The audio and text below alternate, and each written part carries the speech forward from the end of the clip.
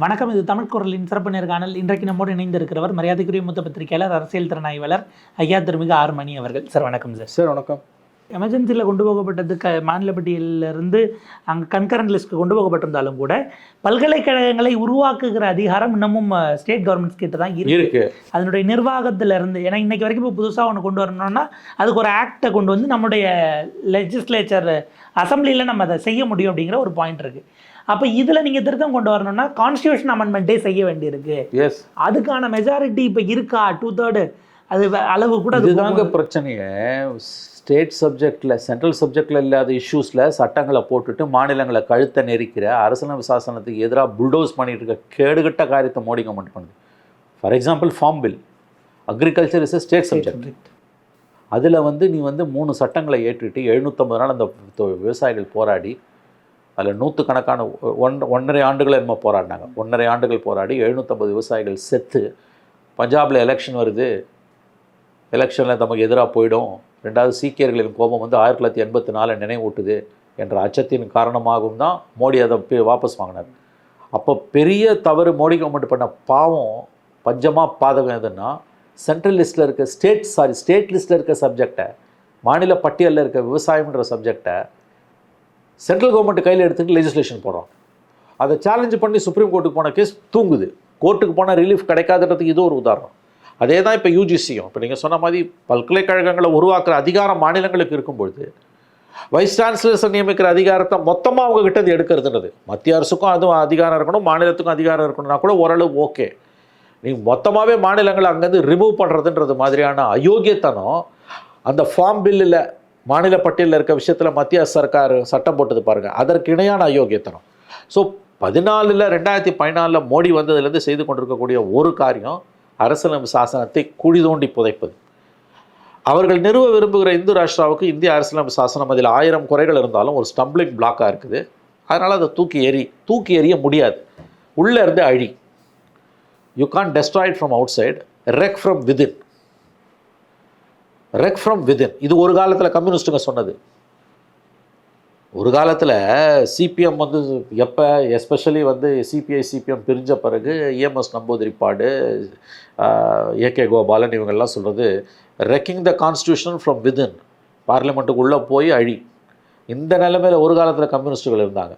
But அதுக்கு பிறகு அவங்க மாறினாங்க. எமர்ஜென்சிக்கு பிறகெல்லாம் அவங்க மாறினாங்க. இந்த கான்ஸ்டியூஷன் தான் நமக்கு இருக்கிறதுலே சேவிங் கிரேஸ். நம்ம அதனால் அதை அழிக்கக்கூடிய காரியத்தை பண்ணக்கூடாதுன்ற முடிவுக்கு அவங்க வந்தாங்க. ஆனால் பிஜேபி ஒருபோதும் இந்த கான்ஸ்டியூஷனை ஏற்றுக்கிட்டது கிடையாது. கம்யூனிஸ்ட்டுகளை மாதிரி ரெக் ஃப்ரம் விதின்றதை ஓப்பனாக சொல்லாமல், ஆனால் செயலில் காட்டக்கூடிய அவங்களுக்காவது ஒரு நேர்மை இருந்தது கம்யூனிஸ்ட்டுங்களுக்கு. ரெக்கிங் த கான்ஸ்டியூஷன் ஃப்ரம் விதின்றது அது இன்றைக்கி கிடையாது. இவங்ககிட்ட பிஜேபி கிடையாது. ஆனால் இதில் தெளிவான சிந்தனையில் அவங்க இருக்காங்க. இந்த அரசியலமைப்பு சாசனத்தை வைத்துக்கொண்டே இந்த அரசியலமைப்பு சாசனத்தை அழிப்பது. நீங்கள் பார்த்தீங்கன்னா 10 வருஷமாக நடக்கிற காரியம் அதுதான். கான்ஸ்டியூஷன் எல்லாமே எவ்வளோ கேடுகட்ட காரியங்கள் வந்தது. ஆதாரம் மணி பில்லாக கொண்டு வந்தான். இதை விட ஒரு கேடுகட்ட காரியம் இருக்குமா? எலக்ட்ரல் பாண்டை மணி பில்லாக கொண்டு வந்தான். சுப்ரீம் கோர்ட் ஆதரவு தெரிவித்து ஏதாவது ஒரு ஸ்ட்ரைக் டவுன் பண்ணால் அடுத்து தூக்கிட்டு போய் மணி பில்லாக கொண்டு வருது. அதாவது அரசியலமைப்பு சாசனத்தின் is a rape of the constitution. Indian கான்ஸ்டியூஷனை ரேப் பண்ணதுக்கு சமம் தான் மணி பில்லை யூஸ் பண்ணது, இல்லையா? ஏதாவது ஒரு ஸ்ட்ரைக் டவுன் பண்ணுறான் சுப்ரீம் கோர்ட்னா மணி பில்லாக கொண்டு வந்துடுது உள்ள.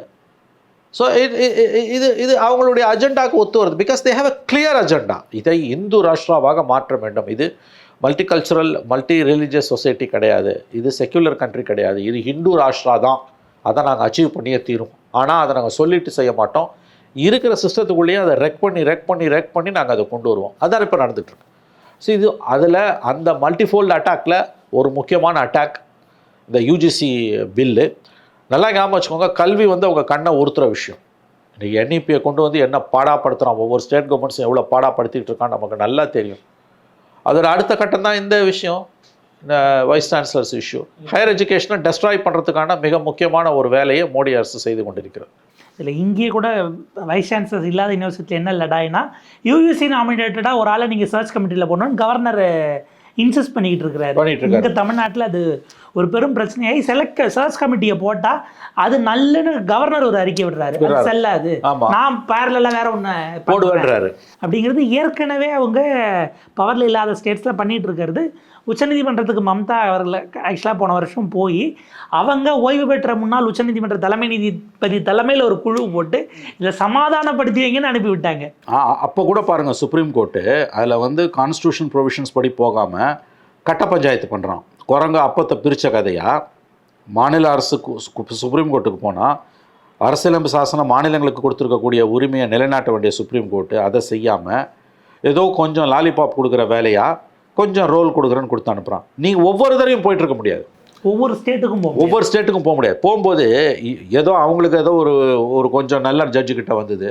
அவங்க சொன்னது சீஃப் மினிஸ்டருக்கு தான் என்ன ரெக்கமெண்டேஷன்ஸ் அப்படிங்கிறத அவங்க கவர்னர்கிட்ட கொடுக்காம இவர்கிட்ட கொடுத்தா இந்த ஜட்ஜு அதை அங்கே பாஸ் ஆன் பண்ணுவார். எஸ், அப்படிங்கிறது மிடில் மேனாக ஒரு இன்டர்மீடியேட்டரே நீங்கள் ஆமாம் போடுறீங்க. ஏதோ ஒரு சின்ன ரிலீஃப் சுப்ரீம் கோர்ட் கொடுத்ததில்ல, அடுத்த தடவை அதே வெஸ்ட் பெங்காலோ அல்லது தமிழ்நாடு போகுதுன்னு போது அந்த ரிலீஃப் கூட கிடைக்கும்னு சொல்ல முடியாது. Other bench, because supreme court is an unpredictable horse and law is an ass. முன்னால் போனால் இடிக்கும், பின்னால் போனால் கடிக்கும்வாங்க. உங்கள் நல்ல நேரம் ஒரு மோசமான பெஞ்சுக்கிட்ட போகுதுன்னு வச்சுக்கோங்க. அவங்க இதில் இடம் இருக்கான்னு எங்களுக்கு தெரியாது, follow the supreme centres guidelines, 2 பேரும் அமுக்கபிளாக போங்க, மெயின் இஷ்யூ நாங்கள் கான்ஸ்டியூஷன் பெஞ்சுக்கு அனுப்புகிறோம், முடிஞ்சு போச்சு, 300 வருஷம் ஊறுவாங்க. இந்த ஆபத்து இருக்குது கோர்ட்டுக்கு. நேற்று சிஎம் சொன்னது, ஸ்டாலின் சொன்னது வந்து அந்த தீர்மானம் நல்ல தீர்மானம், எல்லா மாநிலங்களும் அதை நிறைவேற்றணும், அவர் எல்லா மாநிலங்களுக்கும் அதை அனுப்புவான்னு சொல்கிறாரு, which is a welcome thing, அது வரவேற்கத்தக்கது. லீகல் ஆப்ஷன்ஸை பற்றி ஸ்டாலின் பேசுகிறாரு. பட் எனக்கு தெரிஞ்ச லீகல் ஆப்ஷன்ஸில் பெரிய நம்பிக்கை இல்லை. ஏன்னா supreme court is an unpredictable horse. இப்போ நீங்கள் சொன்ன மாதிரி வெஸ்ட் பெங்கால் இஷ்யூவில் நடந்த மாதிரி நீங்கள் வந்து அமிக்கபிளாக போங்கன்ட்டானா நீங்கள் மாட்டிப்பீங்க. சிஎம்ஸ் கால், அதாவது சிஎம் கொடுக்குற லிஸ்ட்டில் இருந்து நீங்கள் எடுத்து இவ்வளவு டேஸ்க்குள்ளே கொடுக்கணுன்னே ஒரு எஸ்ஓபி மாதிரி கொடுத்துட்டாங்க. இதுவே ஆக்சுவலாக சிஎம் சொல்கிற லிஸ்ட்டில் இருந்து நீங்கள் பிக் பண்ணணுங்கிற இடம் வரும்போது கவர்னரோட இது ஸ்லோ ஆகுது. ஒருவேளை இந்த 1 இயரில் இந்த மாதிரி இது வந்து ஒரு முன்னுதாரணமாக கேஸ் லாவாக போயிடக்கூடாதுங்கிறதுக்காகவே இதை கொண்டு வந்தாங்களா? இருக்கலாம். சுப்ரீம் கோர்ட்டில் உங்களுக்கு இதுக்கு சொல்யூஷன் கிடைக்காது. ஏன்னா இது வந்து பேசிக்கலி திஸ் இஸ் இந்தியாவோட பிரச்சனையும் அதுதான். பொலிட்டிக்கல் ப்ராப்ளம்ஸ் எல்லாத்துக்கும் நீங்கள் ஜுடிஷியல் சொல்யூஷன் நோக்கி ஓடும்பொழுது சில நேரங்களில் கிடைக்கும், பல நேரங்களில் கிடைக்காது. This is a political problem. Higher education அதில் மத்திய சர்க்காரோட தலையீடு என்பது இட்ஸ் அ பொலிட்டிக்கல் இஷ்யூ. நீங்கள் இதுக்கு ஜுடிஷியல் சொல்யூஷன் நோக்கி போகிறீங்க, கிடைக்காது. இது மத்திய அரசை அடிப்படையாக வச்சு நீங்கள் கொண்டு வர வேண்டியது. 240 தூக்கி கொடுத்தீங்கன்னா இதெல்லாம் நடக்க தான் செய்யும். யோசிச்சு பாருங்கள், இதே ஒரு 150 இருந்ததுன்னா இது செய்ய முடியுமா? இன்னும் 3 பிராந்திய கட்சிகள் ஆதரவு நிற்கும் போது பொத்தின்னு இருப்பான்ல, நவத்வாரங்களையும் பொத்தின்னு இருப்பான்ல மோடி கவர்மெண்ட்டு. அங்கே வருது எல்லாமே. நீங்கள் பொலிட்டிக்கல் விக்டரியை பிஜேபிக்கு என்ஷூர் பண்ண பிறகு இதெல்லாம் நடந்தே தான் தீரும். அதுலேயும் இன்னும் பார்த்தீங்கன்னா மோடி 1.0 2.0 இல்லாத சிலதெல்லாம் 3.0 செய்யறதுக்கான காரணம் என்னென்னா, Modi wants to showcase, look நான் வந்து 10 வருஷத்தில் இருந்த பவர் எனக்கு இல்லைன்னு நினைக்காத, I am as powerful as I was in the past 10 years. அதனால தான் வக்ஃப் பில் வருது, 1 nation 1 election வருது, அதனால தான் யூஜிசி பில்லு வருது. இதெல்லாம் 1.0 2.0 வராது. இது ஏன் இதை சந்திரபாபு நாயுடுவும் நிதிஷ்குமாரும் பொத்திக்கின்னு இருக்காங்க? அவங்களுக்கும் இது ஆப்பு இல்லை. அவங்க ரெசிஸ்ட் பண்ணாங்கன்னா இதை கொண்டு வர முடியாது. முதல்ல அவங்க என்ன பண்ணியிருக்கணும், ஒரு காமன் மினிமம் ப்ரோக்ராமை இன்சிஸ்ட் பண்ணியிருக்கணும். இது பார், ஒழுங்கு மரியாதையாக இரு, 98 2004 வாஜ்பாய் இருந்த மாதிரி கண்டென்ஷியஸ் இஷ்யூ ஒன்று கூட உள்ளே வரக்கூடாது. அங்கேயே கழுத்தை பிடிச்சிருக்கணும். இதெல்லாம் வந்திருக்காது, விட்டான். ஏன்னா நம்பர்ஸ் வந்து இன்னும் 30 தான். இதில் இவங்களுக்குள்ளே இருக்க கான்ட்ரடிக்ஷனை பிஜேபி அழகாக ப்ளே பண்ணுது. அண்ட் ஃபைனலி கிறிஸ்டோஃபர் ஜெஃபர்லேயோட வேர்ட்ஸ் தான், power is tilted not shifted.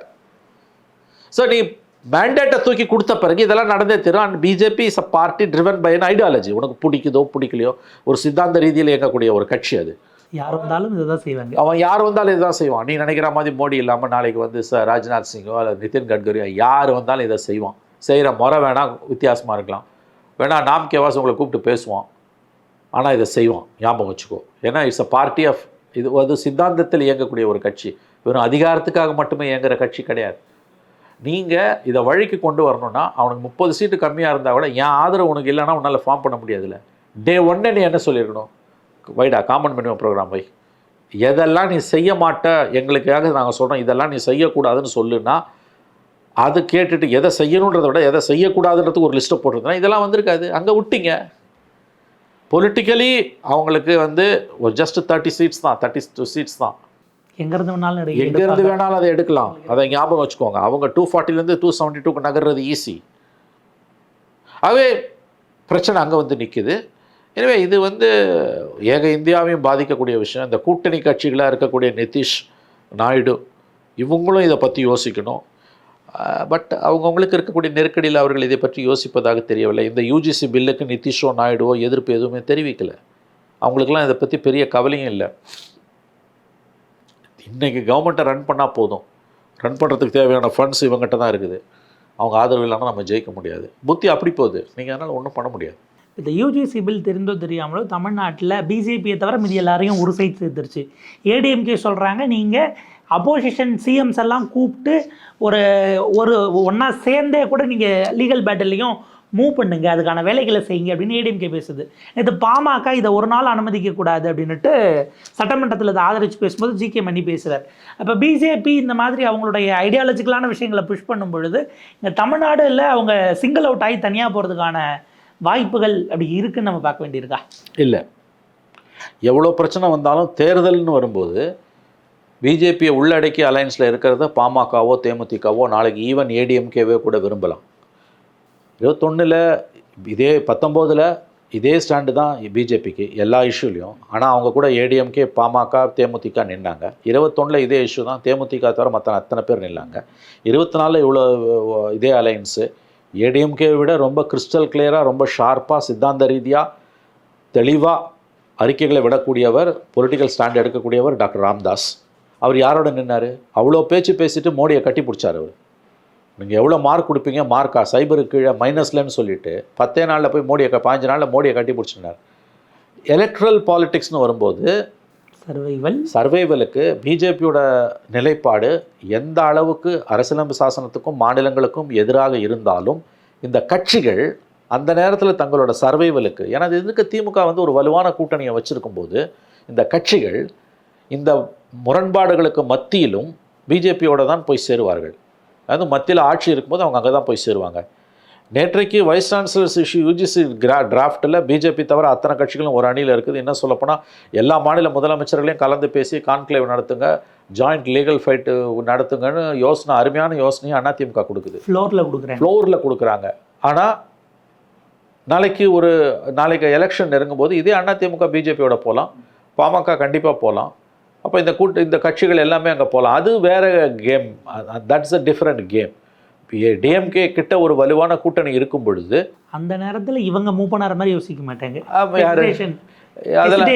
அவங்க கூட போய் சேர்றது அதெல்லாம் யார் மூவ் பண்ணாரே ஒரு தடவை தான் யோசிச்சார். 2001 அதே ஜெயலலிதாவோட தான் போய் சேர்ந்தார். அவருடைய கட்சியோட பிறப்புக்கு காரணமாக இருந்த ஜெயலலிதா கிட்ட தான் போய் அவர் சேர்ந்தார். அது கம்பல்ஷன் ஆஃப் எலக்ட்ரல் பாலிட்டிக்ஸ்.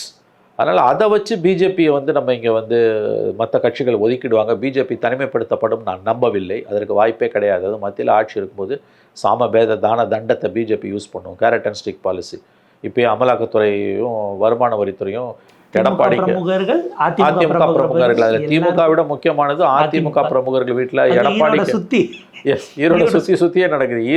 எடப்பாடிக்கு நெருக்கமானவர்களுக்கு வீட்டிலலாம் கண்டினியூஸ் ரைட்ஸுன்றது வந்து எடப்பாடியை வழிக்கு கொண்டு வரதுக்கான வேலை, ஏடிஎம்கே வழிக்கு கொண்டு வரதுக்கான வேலை. ஆனால் அந்த ஆங்கிளில் நீங்கள் சொல்கிறது வந்து தவறு. அதுக்கு வாய்ப்பே கிடையாது. இது எங்கேருந்து வருதுன்னா, பார்லிமெண்ட் எலெக்ஷனில் இன்னும் ஒரு 40 சீட்டு, இன்னும் ஒரு 60 சீட்டை குறைச்சி வாஜ்பாய்க்கு 150 தான் கொடுத்தாங்க. அதே 150 மோடி கொடுத்துருந்தா இன்றைக்கி இன்னும் சில கூட்டணி கட்சிகளும் வந்திருக்கும். அப்பயும் பிஜேபி கவர்மெண்ட் தான் வந்திருக்கும். ஆனால் ஒரு காமன் மினிமம் ப்ரோக்ராம் வந்திருக்கும். இந்த தடவை அது இல்லை. அப்போ தேர் ஆன் பெர்சக். அவங்க திரும்பவும் நான் சொல்கிறேன், இது வந்து ஒரு சித்தாந்தத்தை அடிப்படையாக கொண்டு இயங்கக்கூடிய ஒரு கட்சி. தன்னுடைய இலக்குகளை நோக்கி அது எப்பொழுதும் நகர்ந்து கொண்டே தான் இருக்கும். சில நேரங்களில் அந்த நகர்வு உங்களுக்கு புரியும், பல நேரங்களில் உங்களுக்கு அது புரியாது. தங்கள் இலக்கை அடைவதை நோக்கி அவர்கள் சென்று கொண்டே தான் இருப்பார்கள். இதுதான் நீங்கள் அடிப்படையில் புரிந்து கொள்ள வேண்டிய விஷயம். எனக்கு முன்னாடி மட்டுமல்ல பின்னாடியும் அவர்கள் வேலை செய்து கொண்டே இருக்காங்க. ஆமாம், 24 hours அவன் வேலை செய்கிறான், 365 days வேலை செய்கிறான். இந்த ஆண்டு ஆர்எஸ்எஸ் உடைய 100 ஆண்டு. கிறிஸ்டோஃபர் ஜெஃபர்லே மறுபடியும் அவரை தான் நான் கோட் பண்ணுறேன். அவர் அந்த பார்லிமெண்ட் எலெக்ஷன் ரிசல்ட்டுக்கு பிறகு சொன்ன ரொம்ப முக்கியமான 2 விஷயம். Number 1, power has tilted not shifted. 2வது முக்கியமான விஷயம் அவர் சொன்னது, இந்த இடத்துக்கு வருவதற்கு அவர்களுக்கு 100 ஆண்டுகள் பிடித்திருக்கிறது. 100 வருஷம் ஆயிருக்கு. இந்த இடத்துக்கு அவன் ஒரு நாள் 2 நாளில் வந்துடல.